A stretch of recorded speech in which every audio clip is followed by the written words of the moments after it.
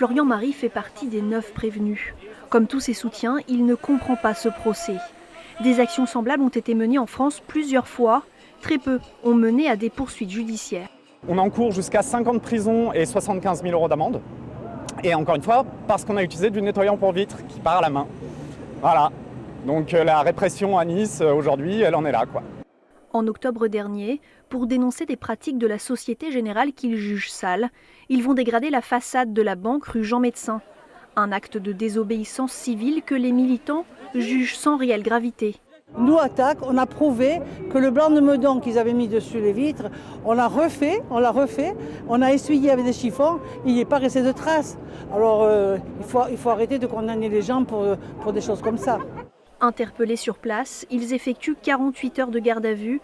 Leurs domiciles sont perquisitionnés. Ils sont ensuite placés sous contrôle judiciaire. Le porte-parole d'Attaque, présent comme témoin, évoque un procès disproportionné. On les a traités comme des criminels, alors qu'en réalité, ce sont uniquement des personnes qui ont voulu faire passer un message politique, qui ont voulu symboliquement salir la Société Générale pour montrer que la banque faisait des investissements sales dans les énergies fossiles ou avait des pratiques sales d'évasion fiscale. En fin d'après-midi, coup de théâtre, le procès est annulé pour vice de procédure.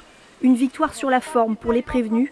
La justice n'aura pas à se prononcer sur les vertus dégradantes du blanc de meudon.